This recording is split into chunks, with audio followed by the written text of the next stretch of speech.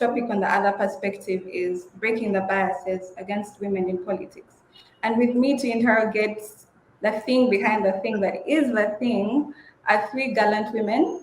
Two of these are former candidates. And let me begin my introductions with Queen Amolo Dorothy. Dorothy is a former MP candidate for Yam South in the just concluded elections. Dorothy, you're most welcome to the show. Thank you for sparing your time. You told me earlier that it's 3 a.m. over there, and we're really thankful that you spared your time to discuss these national issues. You're welcome to the show, Dorothy. Thank you so much, Elizabeth. And second, with me, we have Lillian Babirie. It's also her first time on the show. Lillian is the executive director for Network of Women in Politics, and she's also a former candidate, MP candidate for Chadondo East in the 2016 elections. Lillian, you're most welcome to the show. Thank you, Elizabeth. Happy to be here with you today. Thank you. And lastly, we have Priska Wanyenya. Priska is no stranger to the show. She's a usual panelist on the other perspective, and we're so grateful that you spare time every Wednesday. And thank you for joining us once again, Priska. You're most welcome. Thank you, Elizabeth. I am shocked that you found all these women to be on the show. It's Women's Day, and deliberately decided to have an all-women panel, and I'm very excited because this has never happened before. Oh, really? Yeah, we haven't I've been lonely. Yes, agenda is exclusive. Priska's being by herself. Well, so let's get straight to it. First of all, I want to start by applauding you, Queen and Lillian, for your courage to vie for the open seat where you tussled it out with men, given the context of a highly commercialized electoral politics that we live in. It's never easy for a woman candidate, is it? So I'm beginning with you, Lillian. What biases do women face in participating in politics in Uganda today? Oh, thank you, Elizabeth. Of course, the starting point, as you've mentioned, is the commercialized politics. When you talk about politics of late, it equates directly to money. Someone will think about you spending money, whatever you're going to do in your electoral area or constituency. The voters will think you're someone who has come up because you have a bucket or a basket of money somewhere kept in your house. So this is really a big barrier for women, and it's like it's not going to come to an end, because from the time a woman is saying, yes, I'm going to stand up and contest, to the time they are elected, or to the time they win or they lose, the voters will think that this woman has to continue dishing money. We are seeing it right now that there are many women MPs that won, but when you have a closer discussion with them, they will tell you, I'm really not saving enough, because their constituency demands, their demands from family, their demands from people that think they worked hard for you to go to parliament, the agents and all that. So you find out that as much as women are joining politics, there are so many barriers that are really affecting them in terms of finances. In the long run, they are failing to save and also establish themselves. We also have another barrier of internal political party politics that is really barring women from going higher. The godfathers in politics, where they think that a woman is not supposed to come up and take on personal decisions. A woman is not supposed to go to the media without consulting party leaders. There are even women that are thinking now, they are planning, me, I don't have to do much right now. I'll sleep with one or two male leaders and get a ticket. I'll sleep with one or two male leaders and get posters. So it all relates to patriarchy in political parties, and it's really a big barrier. We have low confidence levels for women, of course. As you may very well know, there are women that are really still very, very inconfident. They do not come up and like go to media. They do not want to come up and talk about issues at hand because they do not have the confidence. Whenever the media houses reach out to them, they'll give excuses. I'm sick, I have traveled. So all that relates to low confidence levels. low analytical skills. Women do not research. So someone cannot come to defend something or talk about an issue at hand because they do not have the information when they are asked back. Then we also have the pull her down syndrome. It's really happening, whereby women want others to go down as they are also down. So that one is really also eating up women in politics, where you find that someone won a position and others are busy backbiting her instead of supporting her. It is also vice versa. We find that there are women that have gone up, they've broken the glass ceiling, but they are not willing to help other women. They want to be on top alone. We are seeing that so much in different political parties, where the newly elected MPs no longer want to mingle with these ones that did not make it to parliament. Wow, thank you, Lillian. That's a handful, and it clearly shows us that we have a lot of work to do to Yes. achieve what we want to. So I'll move to you, Queen. Um, I want you to take us through your experience during your campaigns, especially. I'm assuming it was your first time to contest. You'll correct me if I'm wrong. Okay, thank you so much, Elizabeth. Before I even take you through the campaign, I want to make sure I don't lose focus of the title. How can we break the biases against women in politics? Now, to me, before I even give out my own opinion, I want us to define what are these biases? Like, what are they exactly? Before a woman joins the politics, what is the society thinking about?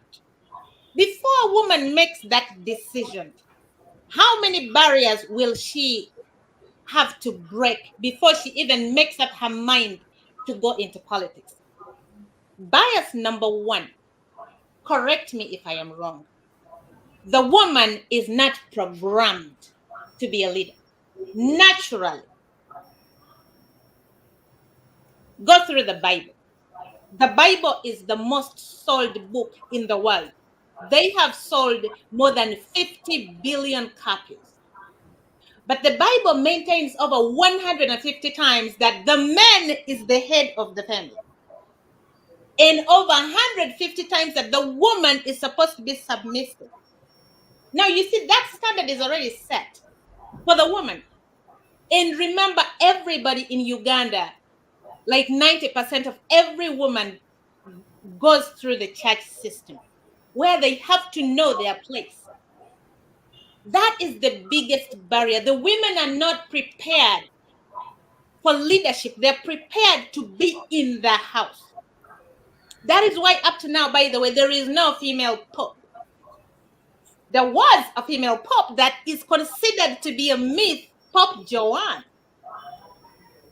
And there is no archbishop. There is no leadership that is ready, especially in the church where the majority of the women are groomed. They know they should know their place. And how do we even break that barrier? How do you break that barrier without actually rewriting the entire Bible? You're going to write about it. How do you break that barrier without having the first female pope elected? The first Archbishop of Canterbury elected, the first female. Like, how do you break that barrier of the tradition where women are only prepared to be housewives? Because that is all we grow up knowing. Be submissive to your husband. And then the husbands themselves, the moment you're married, your number one no. Before anybody votes for you, your husband will vote no. Because the husband has their own insecurities. If anything, you don't even have to share with your husband your interest. Like, you don't have to ask for permission. You just have to go and say, I am ready. I'm going for politics. Thank you very much for your support. Because they're not going to say yes. So look at all of these biases before we even think about going into politics. And then the other bias, number two, is that it's common knowledge. Women are weaker than men. Really? Oh, We yeah. are breaking the It's glass common knowledge. ceiling. Women are weaker than men. Why do I say that? Politics is this rowdy game. in which the weak cannot survive. The women themselves are afraid to join that field because of the aggressiveness. You know, all of the things that happen, you have to have night meetings, you have to do that, you have to be cunning, you have to. Some women decide to say, I can't handle it because it's women are weak. Most women are weak. How do we get women out of their comfort zone? How do we get women to know that they were naturally born leaders? Like a woman is a natural born leader. Just look at the setting of a home and compare that to the modern day monarchy, where there is the queen, but the queen is ceremonial. And then the prime minister does everything. And so look at the man. The man is this ceremonial person, head of the family. But the one that micromanages the family, the one that makes things happen, the one that puts that man in order is actually the woman, educated or not educated. So these are some of the barriers that women face on a daily basis before they even make that decision. Like if we want to treat this problem, we have to treat the cause, the root cause, the reasons why women find it very difficult to join politics. I have about 4 different reasons that I would actually be willing to discuss. But you know, the moment the woman breaks that barrier of joining politics, whether you fail or you don't fail, you are different. You, because the experience is worth $1,000,000. And so let me discuss with you another barrier, like 2 other barriers that I think we have to break first. Traditionally, there are so many responsibilities that women have to face. Imagine you are married, you have to take care of your home, you have to take care of children, you have to give birth to all of, and you have to cook, and you have to manage the home, and then add the responsibility of politics to it. Before the woman joins politics, she is already overwhelmed. We are multitaskers. But even if we are multitaskers, politics is like beyond. It's 311 number one heavy load. So then just add the load of a woman. The men don't have anything to do. All they have to make some money and come back home. And if there is no money, the woman has to find it. And then the last thing is that women tend to be very gullible. It's very easy to actually play with a woman's mind. It's very easy to persuade them to actually divert. If we begin to sort out our own messes as women, get out of our comfort zone, and then move into the middle and say, we're ready. If the men do not want to give us the respect, we are going to take it. If the church does not want to rewrite the entire Bible and actually make sure they put women into that position, after all, the Old Testament is expired. How about we write our own Bible and then put women into positions of responsibilities? I am a Christian, don't mistake me. But I am seeing that women have been left out intentionally. So the next time somebody should propose, so that there's a pope that's a woman sitting up there instead of like men, and then women are nowhere to be seen. Very good points, Queen. Very solid points, and I 100% agree with everything you've said. Thank you for breaking that down very articulately. However, I would also want you to be more specific because the viewers out there want to know what did you face? Okay, so when I joined that politics, Elizabeth, the other challenge that people have out there, they join politics and make it a do or die. I didn't join that politics to win. I joined that politics for 5 different reasons, and winning was only a bonus. Okay, so then when I went in there, I can assure you, as a woman, I didn't face any particular problem directed to a woman, apart from a number of people telling me, you should have stood for the female member of parliament, something like that. And I had to really tell them immediately, no, don't tell me that. I don't like such advice. Because why should I be the one to actually stand with for the female? And yet in my home, I am managing men, grown-up men. I'm managing them, and I'm doing a good job. So if I can manage men in my home, that means I can manage every man in this county, right? So I just said, hell no, I'm not going to do that. So I'm going to stand in this position. And by the way, I already knew if I wanted to win, I knew how I was going to win. But my number one objective was not winning. Number two was not winning. Number three was not winning. Winning was a bonus. And I went in there knowing that actually, in the middle, the moment I landed, I knew exactly what I wanted. So my challenges were these. The only reason actually I didn't win is because I didn't give money on the eve of election. My team told me, actually, they were disappointed because we had 90% chance of winning. And then they said, let's buy electoral commission. Let's do this. I said, hell no. If you're going to vote for me, I want to see someone vote for me. I need my votes to come in organically. Because if I buy you to go and vote for me, how do I feel? Like the feeling is like about it. I don't want to buy it. I want people to go and vote. And people went and voted. I feel like I won. Because you know what? 14,800 organic votes, leftovers, by the way, because I didn't buy electoral commission, I didn't protect it, just my hometown and a few other locations. So to me, I won. And I'm so excited about that because going to that parliament was not my number one goal. My number one goal was knowing how many people are willing to vote for my message. How many people really love me? And then the other problem is that you don't really trust anybody. Like in my camp, my campaign was bigger than that of the president. Like I had this huge, overwhelming crowd. I didn't even know what to do with it. Like I could not move an inch. Okay. So you do not know who to trust. Someone comes to you and they tell you this thing that you don't know. Like I had this trust issues. So I made sure that everything was kept within me in a very, very close cycle because the other side was sending a lot of spies and you don't know. You say one thing, it's out there. You say another thing, it's out there. So it's difficult to control. Well, money is this thing. Ugandan politics is I don't know how to even call it. Because if you don't give the money, people might not vote for you. Though I still have some hope that it's not about the money. Because I had leftovers of 14,850 votes that I didn't pay for. I didn't move anybody with a border. I didn't do anything that people wanted me to do.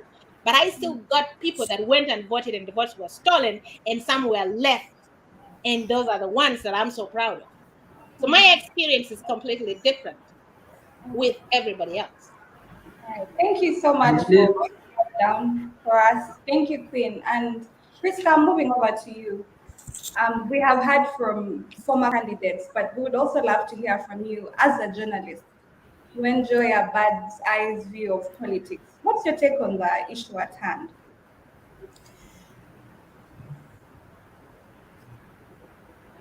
Thanks so Priska, much.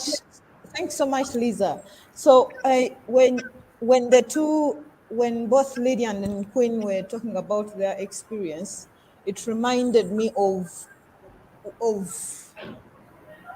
the experiences the fellow politicians have made because Agnes Nandutu, who is currently a state minister, said that during her campaign, one of the biases her voters had, the reason as to why they asked her to move out of people do that. They told her she cannot contest because she has no husband. She's a single mother. So that was one of the challenges Agnes Naruto faced, that she has no husband. So there is no way she's going to govern people on her district who already have husbands. And the other experience, one other lady called Rose Mutoni from Bubulo said there is a perception in Uganda that direct seats are reserved for men because the women MPs are supposed to stand for district woman representative. And this was the case of Rose Mutoni, who was told that if she wants to contest on a direct seat, she has to start putting on trousers.